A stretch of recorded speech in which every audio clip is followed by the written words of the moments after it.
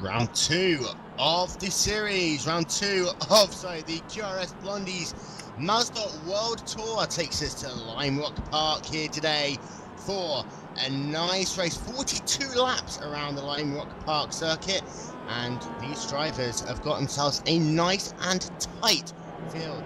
Joining the booth today alongside myself, Will Vinton, is Yoni Backman. Very good afternoon to you, Yoni, and it is some very close racing we've seen here in the Team Mazda classes here today. Indeed, as always in the Lime Rock Park, you can only expect these guys to be extremely close to each other. Not many overtaking spots on the track, but the track being very simple in terms of layout does provide some very close distance racing.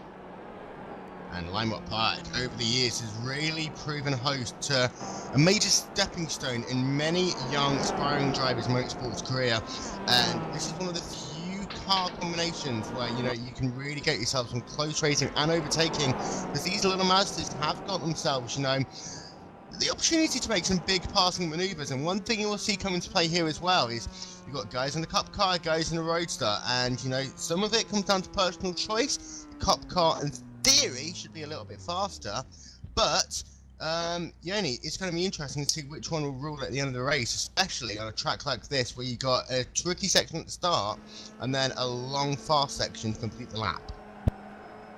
Indeed, and world record-wise, on this particular racetrack, the Roadster and both the Cup and the Roadster drive pretty much identical lap times. Both cars have their upsides and downsides. The advantage of the Cup car being that it has slightly shorter, it's driving a 6-gear gearbox, which naturally in almost any track we rarely see them using the 6th gear because it's so damn long. But out of the first 5 gears, they're much shorter than the Roadster's 5-gear box, so it means that the Cup car has a benefit coming out of the slow corners, but the Roadster, when you go to the straightaways, it does have a little bit of advantage of gaining more top speed at the end of the straight. So adding to that, the Cup car does have a slight difference in the undercarriage of the car, and the spring settings slightly affects the car, so the Cup car is slightly more nervous going through the corners than the Roadster is, but still the lap times are within 1/10 world record wise. Oh yeah, very, very close field matches right between these two cars, and we're into the last 5 minutes of qualifying cars circulating on the racetrack. Currently it is Jan Koemans who is setting the pace in the number 55 machine with a time of a 58.747. He's just going into turn number 2 at the moment, so we'll try and flick on to him momentarily. Coming down into turn number 2 now. This is always my least favourite corner on the racetrack. Really got to get down to that curb. Get yourself a nice line out into turn number 3. Get onto that strip of asphalt that just juts out through the centre of the corner. Then you go through the twisty section, just flat out through here, just get your line right, and you come up the hill. This is the key corner of the racetrack, because you've got to get that perfect. You run back down the hill now as you come into the penultimate corner. Get on the brakes, don't use too much of them. He's got slower traffic ahead of him. This will hurt his qualifying, like we see just moving to the right hand side there. That was the number 37 machine of Jaya Yanis. And then Koemans now out of the final corner, which is taken with a lot of speed, and he walks that run and comes down in to pit road. And that second portion of the racetrack, especially as traffic comes into play, you've really got to be careful as you try and make moves on the racetrack. Truly, and as we saw Jan there taking us through pretty much the whole lap, which is pretty short, only 8 corners on this racetrack if I remember correctly. But as you saw in when he went past the turn 4, which is actually to have a quick peek with Jan Koemans again, as you see him on board now coming through turn 3. Watch as he goes through the turn 4, dives to the bottom of the racetrack, then starts climbing up the hill. The hill is actually so steep, even though you cannot get the view from the camera itself. Watch right here, watch the steering wheel. As he comes over the crest, he just has to counter steer the car, because the car loses every bit of grip it has, because the hill is so steep that any faster car than this would cause a wheelie coming over that hill. Oh yeah, and you see some of the more powerful cars that race on this racetrack, you really do see them having to work that car on the exit of turn number 4, and that's quite often why they've had the chicane version in force of this racetrack in the past. And so we're running the classic Lime Rock Park layout here today, and times, you know, you expect the fast drivers to be sub 1 minute. That is the case. Jan Koemens' qualifying time for the time being at 58.747. He's aiming to go faster than that this time. But, you know, we've got 20 drivers currently under that 1 minute bracket. And first place through to, I'm just having a look, all the way down into 17th position, separated by less than 1 second. The checkered flag is now out. We are in the dying moments of qualifying now. The drivers who are on a lap will be able to complete it. Drivers who didn't get to the start-finish line in time, their qualifying day is done. Jan Koemens is coming back down out the final corner. We'll see if he improves on his time. Sam Clear sent himself a very nice lap, but he's just under 2 tenths of a second behind for the time being. And Koemens indeed goes slower that time by about 1/10 of a second. So now we're waiting for the last couple of cars to come past the start-finish line. Ayrton Ellis doesn't get the chance to do another lap. Guilherme Rato is currently coming down into the final corner in that number 8 machine. Sat 4th position at the moment, clips the curb a little bit too much there through the final corner. That will cost him about 1/10 of a second. And as he comes down past the start-finish line, we'll see if he improves or not. And it is indeed a slower lap for him as well. So it looks like the track conditions getting worse towards the end of it. And we are now going to run through your grid for round 2 of the QIS Blondie's Mazda World Tour here at Lime Rock Park, brought to you by Blondie's Bar, Long Beach, California. For more information, go to blondieslbc.com. And we're going to run through your grid. First of all, Jan Koemens and Simon McClear in row number 1. Akaduris Trix and Guilherme Rato in row 2. Tom Rathi and Nico Brand in row 3. Leo Chestang and Giancarlo Lenzi in row 4. Dexter Castro and Ayrton Ellis in row number 5. Jerry Janis and Claudio Klima in row 6, with Chris Moran and Thomas Bastos in row 7. Mikael Gustafsson and Douglas Beard in row 8. Giuseppe Arrow and David Roberts in row number 9. Eric Garcia, Gareth Hecking in row number 10. And then it is Thompson, Ayers, Hankia, Pinto, Stanis, Eldridge, Mitchell, Prentice, Zahn, Rath, McGuinness, Carl Young, one non-qualifier, and that is Earl Davidson. Gonna wait now for the start lights to come on. We've got about ourselves 50 seconds before this race goes green, and final thoughts, Shoney. Gonna be a very tight race here today. Yeah, and last week's polls, the front row sitter with Jan Koemens, Guillermo Rato, is currently now in 4th position instead of last week's 2nd position. So pretty strong field this time compared to the Okayama opening race we had, and it'll be interesting to see how these guys are going to be able to deal with, especially when this is 42 lap race, and when we get into the traffic, that's where things can get interesting. If the traffic comes at the cornery sections or the twisty sections, where it's pretty much impossible to even go on the outside of a slow car if he doesn't watch his mirrors. So it'll be interesting. We are waiting for the race director to flick those lights to red. He's going to do so momentarily, and we're just waiting now. The lights are on red. Once they go green, we're going to be racing here at Lime Rock Park, and we are away. A good start there by 4th position Guilherme Rato as they come down into turn number 1 for the first time. It looks as though, 3rd place driver in the 08 machine going to make a move down the inside, coming into 1, but the 16 car, something kind of does just keep that 2nd position. We're having a look through, see if everyone's made it through turn number 1 okay. For the time being, it looks like they have. 2-wide racing through the middle of the pack there, and everyone has been clean and cautious for the time being. Doesn't look as though there has been any issues at the moment. Yeah, so Douglas very Beard clean there, start. spinning the car, just keeping it out of the way. The 98 machine, the 89 machine, Eric Garcia, just getting on the brakes a little bit there to avoid running into Douglas Beard. Just gets rear-ended by David Roberts in the number 5 car. It looks as though there was a little bit of contact there between the 63 and the 89, and David Roberts there just plowing into the rear of that number 89 machine, and both those drivers' days are likely to be done. Yeah, if it's not done, as we can see, Eric Garcia having extremely difficulties steering his car through the pits. I mean, not sure if this series provides a one toe. I think they do, but still, with a 1 minute track and it takes you about 30 seconds extra to get to the pits, that's a disastrous start for you, considering the whole race. Of course, yeah, and this mid-pack of these drivers at the moment, very, very close on the racetrack. A great battle between Chris Moran, Jari Yanis, Dexter Castro, Ayrton Ellis. These drivers separated by less than a second at the moment. That is 10th all the way through to 14th position. Out front, it is Jan Koemans leading the way, and it looks as though Sam McCleary even has been able to keep that second position. You saw the big move there. Right, Adruskis coming down into turn number 1, didn't manage to get the job done. He's fallen back now, it's about 0.4 of a second behind.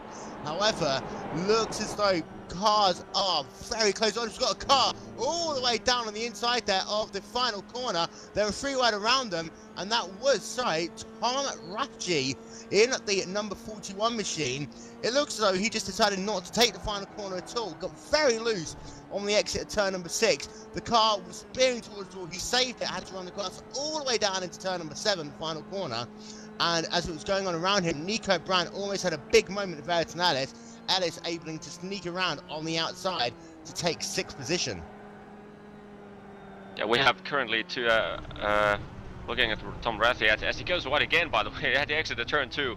Tom Rathie is having extremely difficulties with his race car at the moment. Not sure if he has a little bit of damage or something like that, but we currently have two pairs in the lead. Jan Koeman, Samak Alier in the lead of the race, and then Arkadius and Guillermo are the second pair right behind them 1 second apart. So everyone in the top so far lapping identically, so that 1 second was caused by that first lap initial avoiding wreck thing. So overall a very clean start, and like we saw Tom do there, he slipped the wheel slightly over the edge, and when you do that around Lime Rock, that's not a good thing. The grass in here is like ice.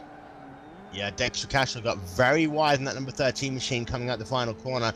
That cost him the opportunity to make a move down on Nico Brandt, who's struggling at the moment. In that number 42 machine is Chris Moran spinning out of turn at number 3, and Janis pretty much doing the same thing at the same time. We've got cars on the grass all the way around the racetrack, and it looks like Giuseppe Ario just manages to miss the tyre barrier, but the number 24 machine of Claudio Cimo having to get very, very close to the wall. They're trying to make it 3 wide up the hill. That's not going to work, boys. And Klima gets out the gas, but very fast Douglas Beard there, trying to charge his way back to the field. And Beard is currently down to the 15th position. Move him up now to the 13th spot. However, he has got himself Giuseppe Arrow very angry. That big bold move up the hill coming down into turn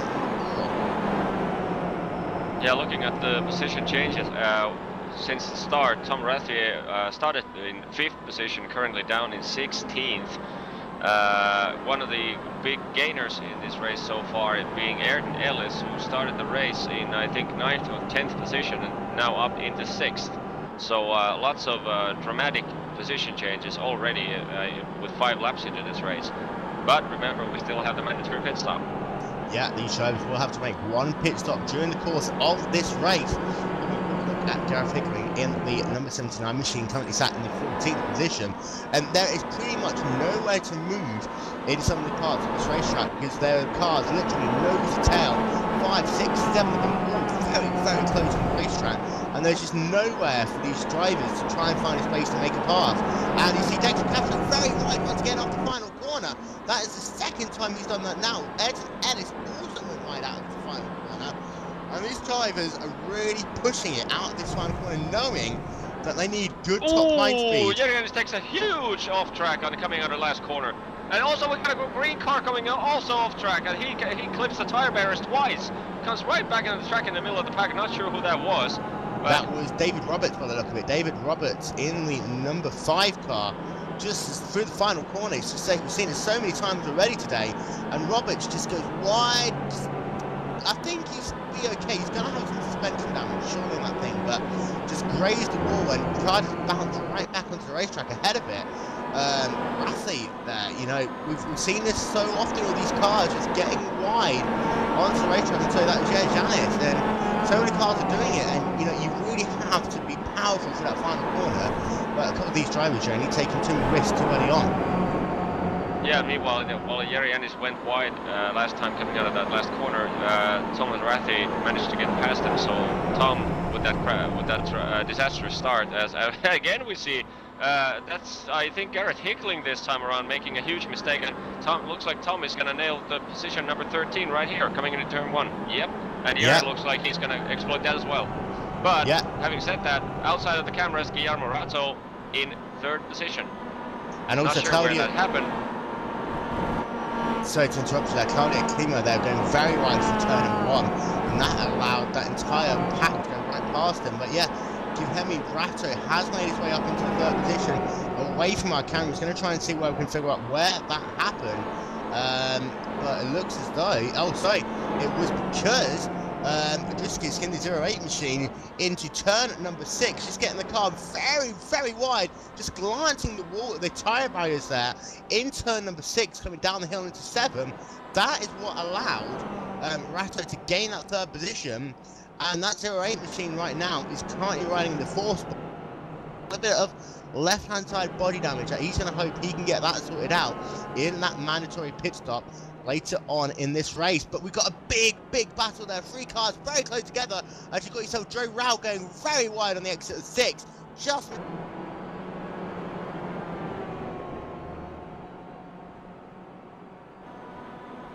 second, 23rd and 20th field. So even once you go down into the low turn,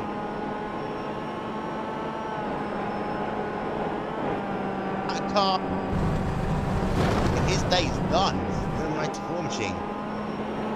Yeah, currently watching Ayrton Ellis on board with Ayrton Ellis, and Nico Brandt takes the position away from him coming into the last corner. Just made a mistake there.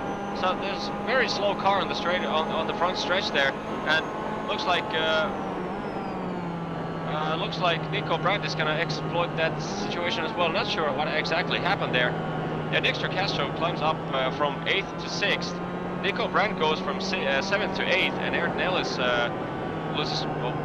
Dexter Castro gained 2 positions on the within 2 corners. Riding on board with him right at the moment.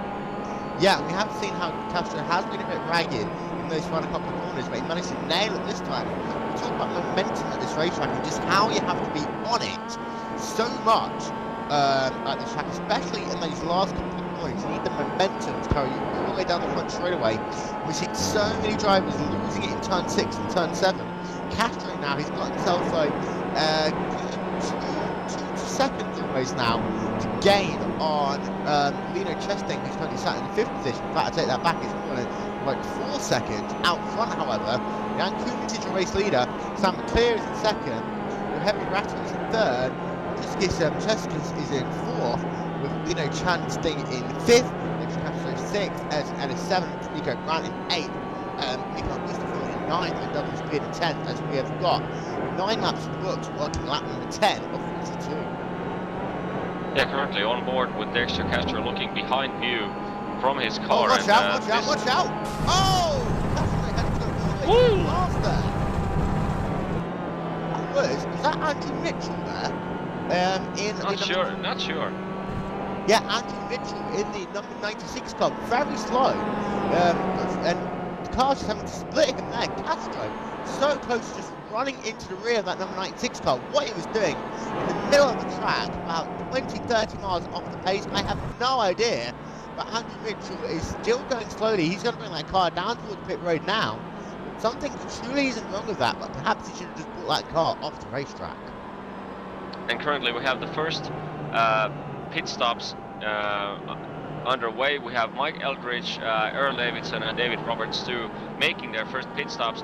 And like we saw in Okayama, I can't remember who it was, finished in top 5 with pretty much every commentator counting him out because he was so far down the grid. But what actually happened was he was one of the first to pit as early as possible during the race to get a clear track in front of him and take the full tank of fuel, no tires. And he actually managed to reach the top 5 with a smart strategy. And I think at least some of the guys that already made the pit stops might be executing the same strategy.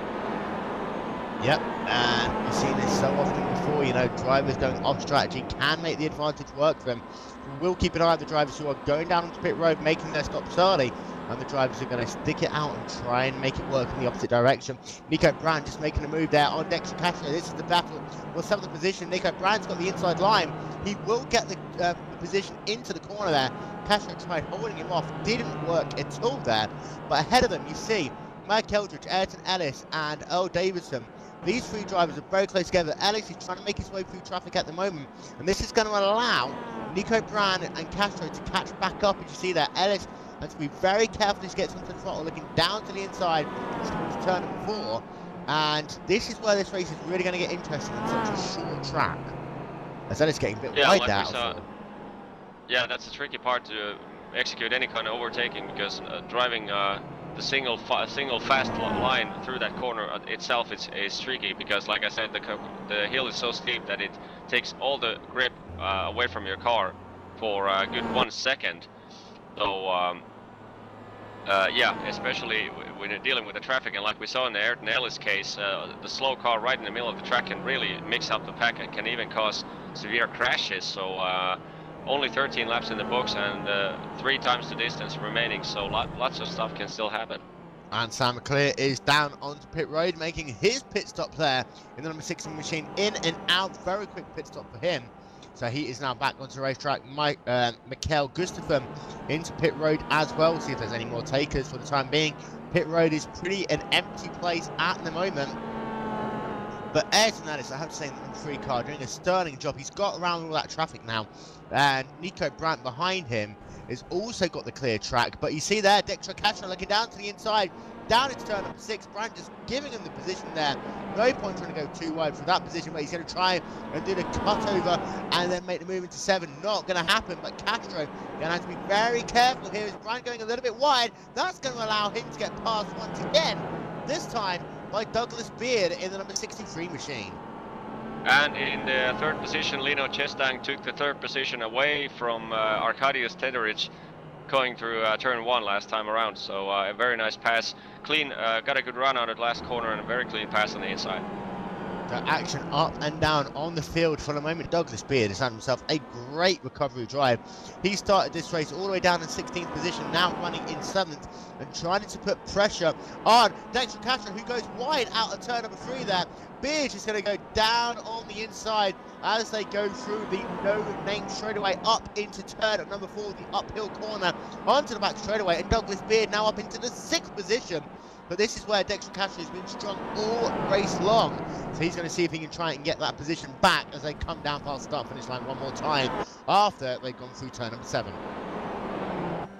I could go on board with Nico Brandt for a second, who's behind this, the last car of this 3-car pack, providing us some pretty outstanding racing here so far. Lots and lots of overtaking, far more overtakes in shorter periods of time, as I would have predicted to happen, especially with the fact that about 60% of this track is super tricky to try to make an overtaking, even if somebody makes a mistake, because the middle field of the middle part of the track is so narrow. Yeah, you saw just how close Nico Brandt got to the rear of Dexter Castro there as they came through turn number 1 and 2. Castro is able to hold off that assault, but now you see he's having to be a bit slower on the track, and this could allow Nico Brandt to make a move. He's forced about a second already, though, to Douglas Beard. In fact, Douglas Beard, I believe, is just about a second ahead now of Ayrton Ellis, of Dexter Castro even. He's about 8 seconds though behind Ayrton Ellis is Douglas Beard, so still a lot of charging left to go for him. Just checking in with Jack. There we go. It looks like Ayrton Ellis is coming into the pits, or someone is going into the pits right in front of Nico Brandt. Actually, it looks like both Dexter and both coming into the pits. Dexter Castro in, Dexter and did. Yanis, Mikael Gustafsson is in there. Mike Eldridge is in pit road, as is Frank McGuinness. So a number of drivers on there. That's going to help Nico Brandt for the time being, but he's still got himself, a full second to close up on Douglas Beard in the number 63 car. Very true, and we have to remember that due to the short nature of the track, very short lap time, and few places for proper overtaking, pitting early might not actually be a good option, because if you come out of the track, out of the pits after that short pit stop to the middle of the huge traffic jam, that can actually cost you more time than gain some. But yeah, it's whichever way you decide to do it, it's always a more or less gamble. Oh yeah, the easiest thing to do, wait until you know you've got yourself 7, 8, 9, 10 cars ahead of you, then pull into pit road rather than having to overtake them, especially if you're closely racing for position. So just checking in on Jan Koeman's momentarily in the number 55 machine. He is your race leader. The gap between himself and Jahemi Rato in second position is getting close to 10 seconds now. Rato in turn is about 2.5 seconds ahead of Lima Chestang, who sat in the third position in the number 73 machine. He's having a good race, moving his way forward slowly through the field. Adrus Gisk in the 08 car is a further 1 second back, but then a 6-second gap to Ayrton Ellis around at your top 5.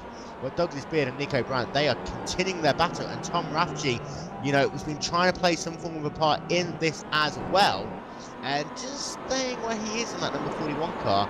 And I'll tell you what, you can tell where he's coming from in that green and yellow car, because that really does stand out here today.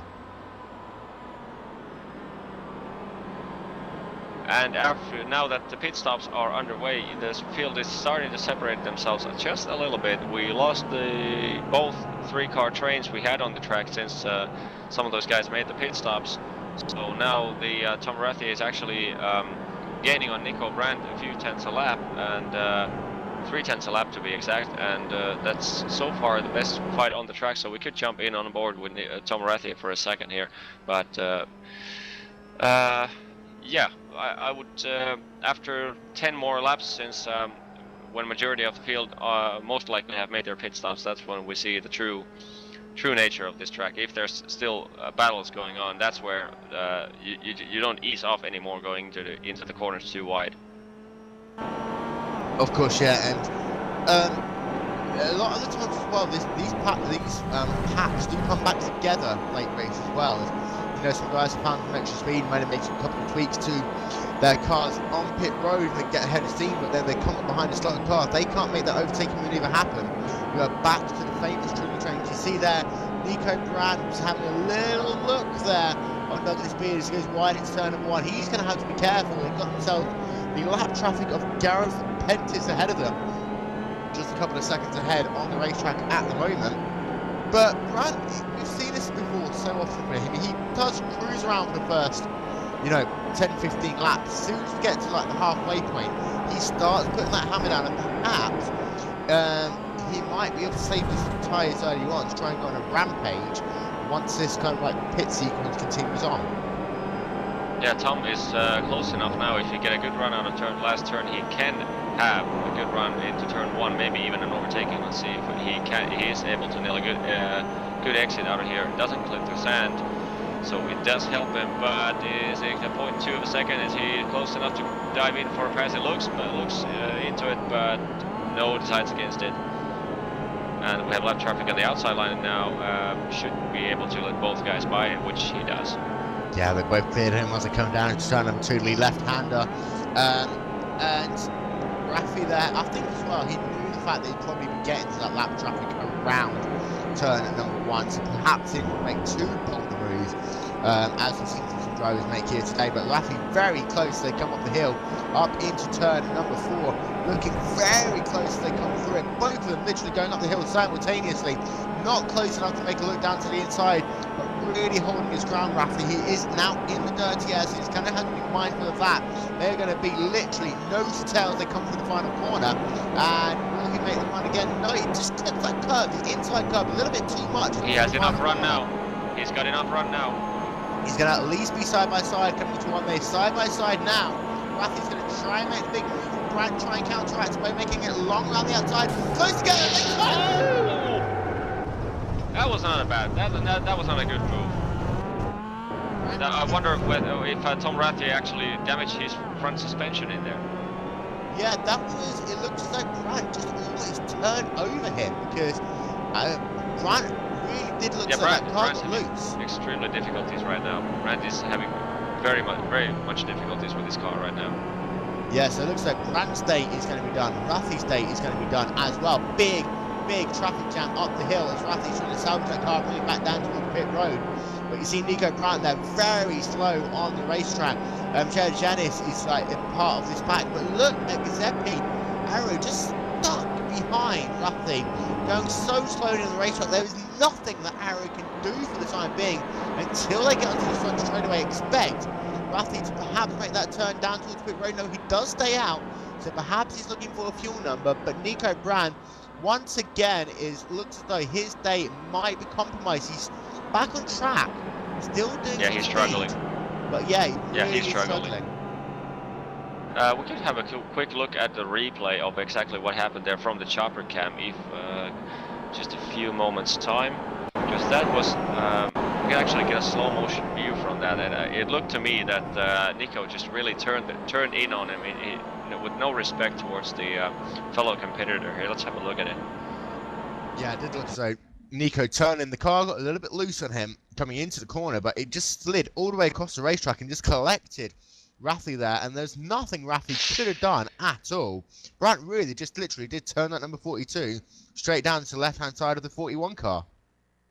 Yeah, I think Tom Rathi just came out about a tire width from the inside curb, but that's natural due to the arch of that corner. So yeah, Nico Brandt definitely should have given him slightly more room. That was not the best racing moves I've seen from Nico Brandt, but pit road. Some certain individual would say a racing incident, but let's just leave it at that. Yeah, Nico Brandt is down onto pit road. Also, you've got Christopher Thompson, who's just coming out of pit road for the time being. To run through your top 5 momentarily is still Koeman leading the way as he's got himself now 18 laps to go. Gutheri Ratho is in the 2nd position. Adriskis is in 3rd. Leo Chestang is in 4th. Ellis moves his way up into the 5th position. Douglas Beard cycling his way through traffic is in 6th. And I tell you what, Beard is catching Ellis dramatically as they're working through traffic, and Beard has a shot now for the top 5. Rafi still sat in the 7th position, but going a bit slower. Giuseppe Arrow is in 8th position, close right up to the rear now of that number 41 car. Claire Chima is in the 9th position, and Gareth Hicking rounding out your top 10. And from 4th position, Arkadiusz Tedorich goes into the pits. But the top 5 cars still haven't pitted, including Jan Koemans, Guillermo Rato, Lino Chestang, Douglas Beard. Those guys have not made the pit stop yet. And by the way, Tom Rathi now, after that collision, is now in 5th. And looking at Nico Brandt's pit stop, Nico Brandt did a visit to the pit stop, which actually now Nico seems that his day is done, but his pit stop was only 2.7 seconds.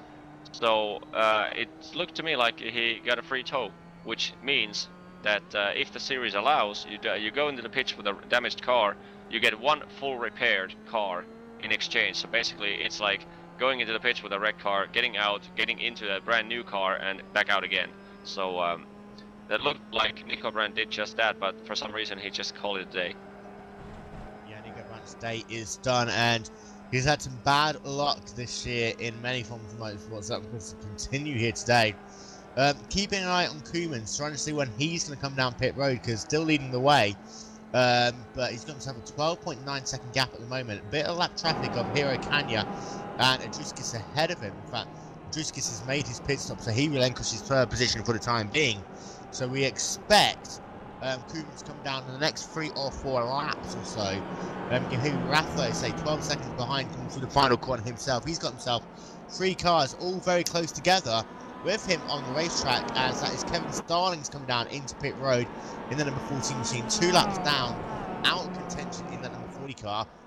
But Ratho continues on though, but 14 seconds close enough off of the race lead, and struggling at the moment to get himself around Mike Eldridge in the number 19 machine. Yeah, I'm currently looking at the pit stop, the type of pit stops made by different persons so far, and I've seen through the field, I mean, fastest guys that have visited the pits have done like anything from 5.5 seconds up to 10 seconds. Those have been the fastest.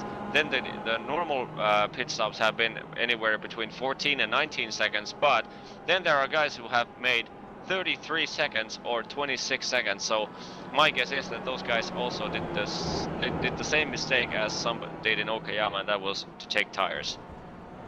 Yeah, and you don't want to take tyres here because that takes a lifetime and a half.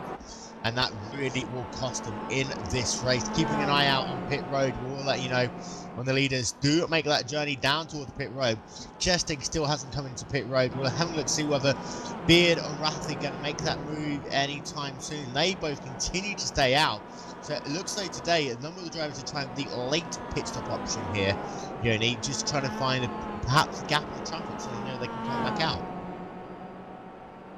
Yeah, I think that's what I would personally do. I love to race Mazdas and Solstices and all the other cars involved in Grand Touring Cup or in Racing News Challenge, amongst a few other series, but including these leagues.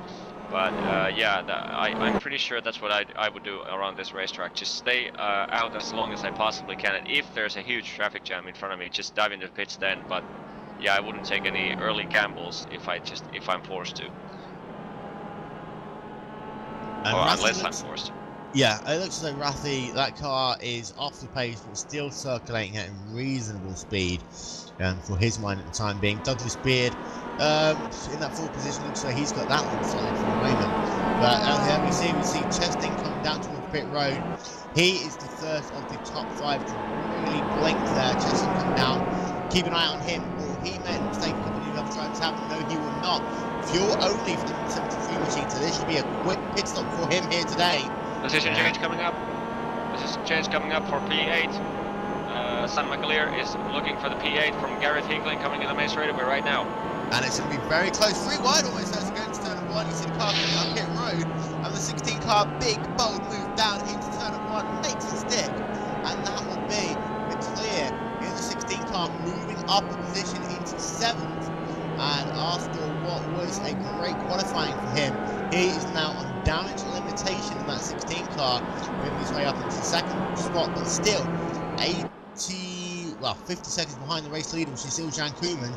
Got a slow car that is Kevin Starling's just ahead of the leader in the number 40 car, sat down at 20th, and keeping an eye on that one. But Koeman really is flying at the moment. The gap between himself and Heavy Battling up to 14.6 seconds, as of course Douglas Beard has taken over that 3rd position for the time being. Yeah, it looks like through the field there seems to be the basic Mazda syndrome, which means that in qualifying, for example, and the first 3 laps of the race or any race, I need to interrupt you, sorry, tends to Koeman's down to pit road. Koeman's is down onto pit road. This will hand the lead momentarily at least over to Guhethi Ratto, who's coming through the final corner now. Let's see what he darts into pit road to counteract this. No, he doesn't. He stays out to the racetrack. So Guman's into that first pit stop, making his pit stop.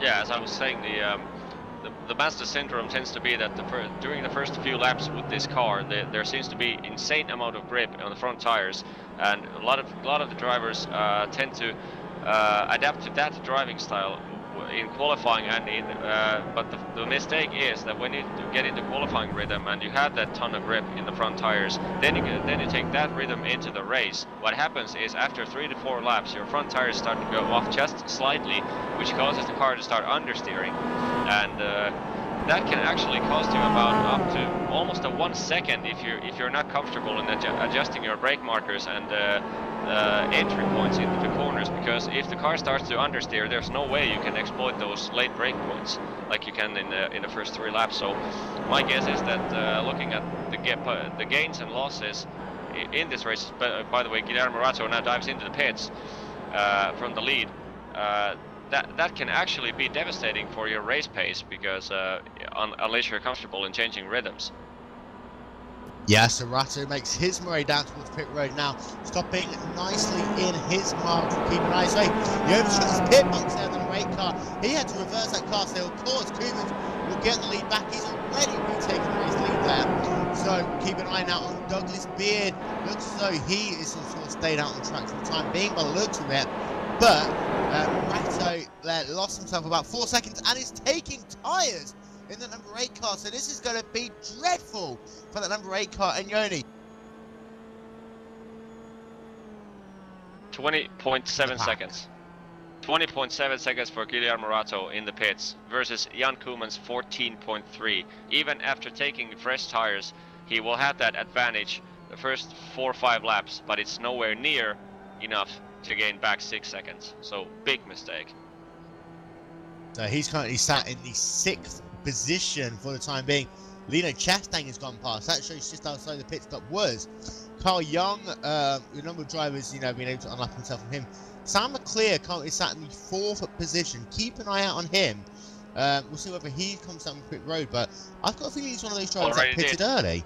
Yeah, he pitted early. Sam McClear is one of those few that, like I said, he did an early gamble, and this time it seems for Sam McClear it has paid off, because Douglas Beard, Carl Young, Elidio Pino in 10th position, those 3 are out of the top 15. Those are the only 3 who haven't pitted yet. So when those guys dive into the pits, Sam McAleer is going to be marked in 2nd position, Lino Chestang in 3rd. Douglas Beard off track, so Douglas Beard, is he out of fuel there in that number 63 machine? I have a feeling he is. I'll have a look back, but that car looks as though it is buttering slow. He could be out of fuel there. Yeah, that's a rookie mistake right there. I cannot imagine with a 1 minute lap somebody actually running out of fuel. I wonder if he has a spotter enabled, because the spotter usually indicates your fuel consumption and how many laps of fuel you have left, but that's a disastrous mistake. Yeah, really, really bad luck there for Beard. He was on target to get himself at least a top 10 position. That is now out the window. Koeman, of course, he's got himself a little under, sorry, 10 laps to go here. He's got himself drivers going too wide ahead of him. In the pits. Last guy out of the top 10 dives into the pits. So Lino Chestang now up into 3rd position. Yep, so Lino Chestang is up into 3rd, and it is finally sorting itself out on track here. Jan Koeman's having to go very, very attacking to get himself past a 90 machine of Mike Eldridge there. They sorted their battle out for the time being, at least. Koeman's passing easily as they go down into turn number 1. His next person to put a lap down will be Claudio Klima in the number 24 machine. But is it strange that we've only got 12 cars on the lead lap, or is it just the nature of this racetrack, you know, that it's so short? These drivers, you know, are always going to end up going down a lap just because of how fast a couple of these drivers have been here today. Yeah, it's the nature of this racetrack. 1 minute lap and half a second in a lap. It means that you don't take much, especially when the slower traffic starts to play a factor. It doesn't take much to lose a lap. But looking at it on the screen right now, there's one guy on the track who's literally flying. Jan Koeman's naturally in the lead. He has done an outstanding job through the race, but Guillermo Morato's last lap, 59.480 against Lino Chestang in 3rd position. He did a 60.094. So in fact, Lino Chestang goes wide into turn 1, and Guillermo Morato says thank you very much and grabs that 3rd position. But Morato is flying with those fresh tires, and we still have 9 laps to go. He's outlapping Sam McAleer 1 second a lap, but there's 17 seconds. No, I take that back. There's 4 seconds. Just 4 seconds. He can actually take us. Yeah, he can actually take the 2nd position right here. Yeah, and that's crazy. I mean, perhaps the gamble could have worked. Perhaps his tires were that off that he thought that he could have done it in the last couple of laps. Of course, you know, those tires are going to start falling away in the next 2 to 3 laps or so, but perhaps we'll have a look as they go past the line, see what the gaps are, because it was about 5 seconds. It's closed. It's definitely closed. 3.2 seconds. The last lap around 59.4 against 60.1, 0.7 of a second out of that gap. But don't forget, Rasso has got himself 2 cars he needs to overtake, and he's trying to work the first one of those now. That is Giuseppe Arrow in the number 46 machine there, and Rasso is going to be stuck behind him all the way up the hill. He's not careful getting onto the brakes. You see there, he's just trying to be smooth here. He's going to get the move out of the corner early in and late on. You see that Rasso just blasting past now. That could cost him though about half a second, and we've got only 7 laps remaining. That is what's going to be important here. It surely is, and we still have 7 laps, and if he keeps that pace with every time he gets a clear track, he is going to catch Sam McAleer if he is able to maintain that pace. But yeah, we see right now there's cars coming out of the pits, and not sure if Sam McAleer is directly in front of that pack or behind that pack, but tons of cars coming right into the mix as Guillermo Rato goes slightly wide in turn 1. Miraculously, he only clips slightly the sand trap. Doesn't go onto the grass, and that could have meant that he would have flown straight into the tire barriers. And that was inches away from race over for Guillermo. Yeah, and he did gain 2 tenths of a second in that previous lap, a lot less because of course he had that traffic issues. And to answer the question, McAleer came out just ahead of those other drivers, so this is going to make work even harder for Giuseppe Rappo as we've got ourselves 6 laps remaining here at Limehouse Park. Of course, this has been a very, very fraught race, and Rato is still ruining that mistake he made in round 2 of the QRS Blondie's Mazda World Tour here at Limehouse Park, of course, sponsored by Blondie's Park in Long Beach, California. Go to blondieslbc.com for information on special offers, drinks, and more information on Blondie's Bar in Long Beach. And our last mandatory pit stop was made by Elidio Pino. It came in from 8th position, came out in 13th position, 1 lap down, 8.6 second pit stop, and is now lapping pretty slowly. I'm not sure what the reason for that slow lap is. I mean, this lap wasn't his out lap, but he's still lapping pretty slow. I wonder if there was some mistake or not, but not going good for Elidio at the moment. Right, let's put it back into perspective. Rato lost himself 6 tenths of a second that previous lap. It's looking as though he's going to lose a little bit more this time as he's still struggling to make his way past traffic. Perhaps he has pushed those tyres too hard, too early, as he's coming up to put a lap on the number 6 machine of Hiro Kanya as they come past the start-finish line once again. And this was a little bit better there, a 59.8 there for Guillermo Rato over Sam McAleer with a 1 minute point 185. Gain a couple of tenths of a second, but he needs more than that in the last 5 laps of this race. Koeman's coming through turn number 6 down the hill. He's got himself a couple of cars. Oh, we got too wide. Sorry, Claudio Klima too wide coming out of the penultimate corner. That was... It didn't make that pass stick, but that was insane stuff. They were coming up the hill too wide and going into turn 7 too wide. Yeah, but you need to know the reason for that. Dexter Castro coming up the hill through turn number 4, gets that car sideways, just glances the Armco barrier, and that is what allowed Klima to come down the inside there. But Klima so close to making his stick. Castro so lucky to make it hold on there. And it looks like Castro has been lived to fight another day. Having a look to see whether there's any damage to that car at all. Don't think there is. Castro is very, very lucky with that one. And currently looking at the lap gap now, last full lap for Sam McAleer, 60.225, Guillermo Rato, 59.402, so now again a clear track and 8 tenths of a second cut off by Guillermo, so 2.6 seconds a gap, 4 laps to go. Want to bet he's going to catch him or not? Catch him? As they will say, catching is one thing, passing is another. Rato is probably going to come down to a last lap, last minute moment here at Limehouse Park, and this pretty much sums up the entire series. You know, it's drama all the way from start to finish with the field that we have, and it looks as though Rato's going to at least have the chance to make one manoeuvre if he can clear this one car between himself and McAleer, which is Mikael Gustafsson, who looks as though he's going to get right out of the way there and allow Rato to just go streaming past.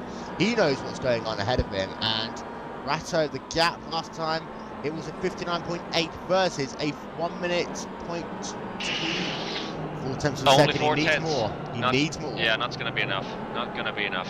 But can't blame Guillermo for trying. I mean, after he came out of that pit stop, that the lap times he's been throwing down just have been blistering. The only guy who has been able to match his pace anywhere near is Jan Koeman in the lead. Yeah, he needs to gain almost a second a lap over these last couple of circuits on the racetrack. He can see him, he can smell the blood, but then again, once he catches him, he's going to have to make a big, bold manoeuvre out if he's going to take that second place away. Jan Koeman's out front. He's just got himself less than 2 laps to go here at Lime Park. Your top 5, Koeman, McAleer, Reto, Trisclis, and then Chestang running out your top 5. Ayrton Ellis in 6th, Rathi in 7th, Carl Young in 8th, Dexter Cash in 9th, and Claudia Klimt in 10th.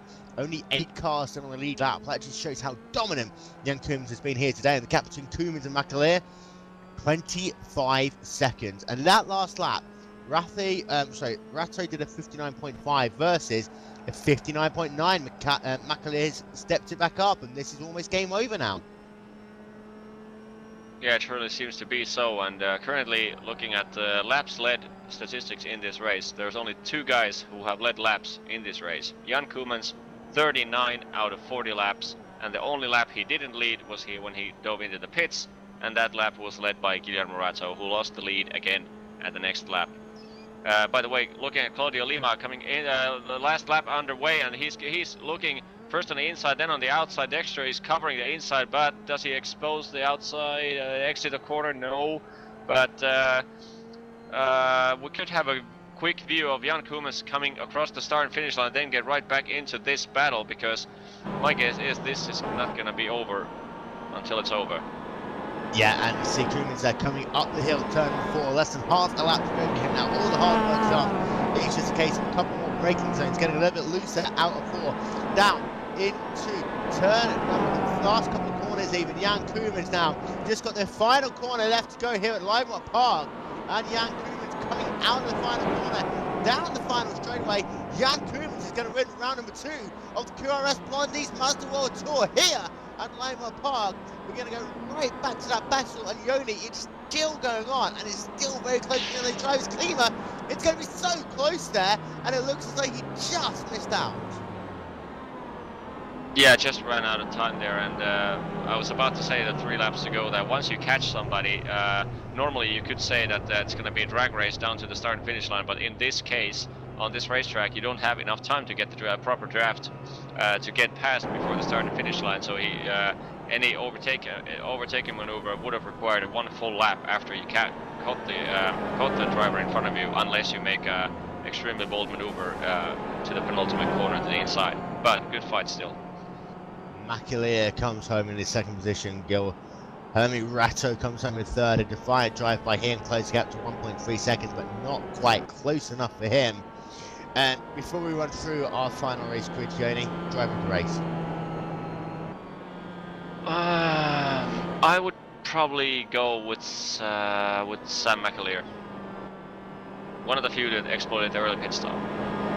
Yep, early pit stop, didn't put the foot wrong all day long. Yes, he came under pressure from Rato, but it was Rato's mistake from being put in that position in the first place. He didn't do anything wrong. I can agree with you on that.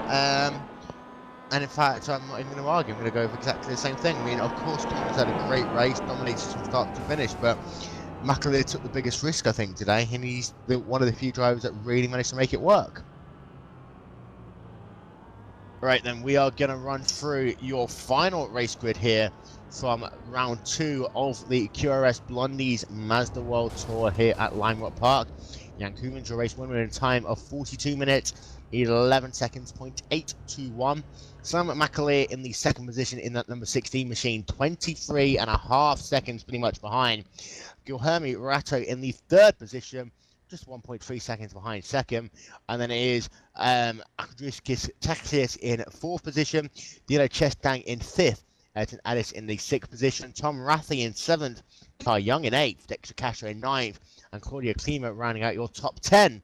The 11th position is Gareth Hickins with Hima Kanya in 12th, Leo Pinto in the 13th position, Simon Ayres in 14th, Douglas Beard in the 15th spot, Bill Zahn in 16th, Frank McGuinness in the 17th position with Gareth Pentis in 18th, Kelvin Starlings in 19th, and Mikael Gustafsson rounding out your top 20.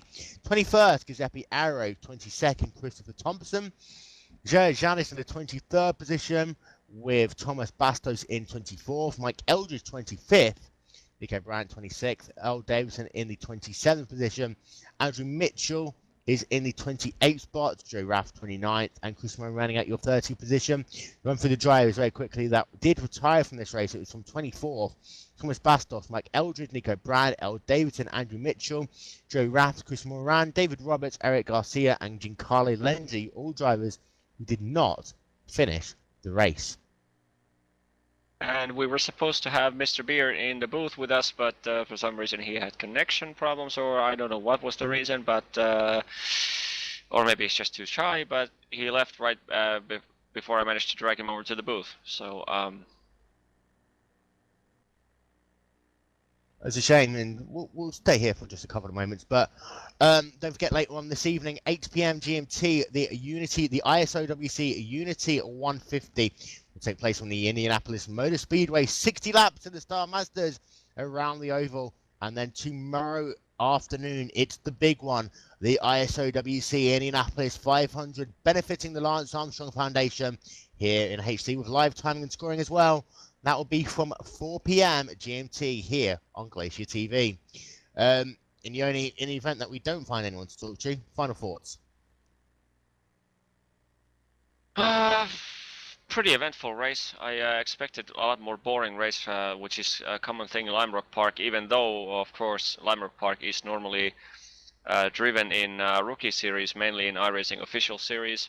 And not many faster cars race this track because of the narrow nature, but yeah, a lot more action all over throughout the field. It was tough to even consider showing a replays of some incidents because there was so much going on at the same time on different parts of the racetrack. But yeah, good race, and surprisingly clean, even though there was a ton of off tracks, but still clean race from majority of the field. And that concludes this broadcast of round number 2 of the QRS Blondies and Mazda World Tour at Lime Rock. Yoni, next week, going to be just as interesting.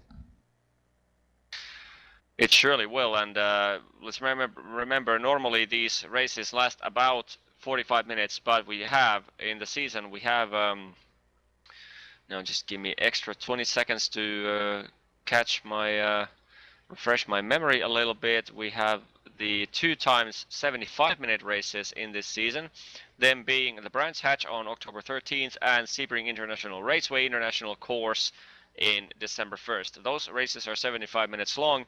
Next week, Indianapolis Motor Speedway bike course, always a fun track to race with the Mazdas, especially with the long main straight, and with these cars also the inner field does provide some good racing because of the slow nature of these cars.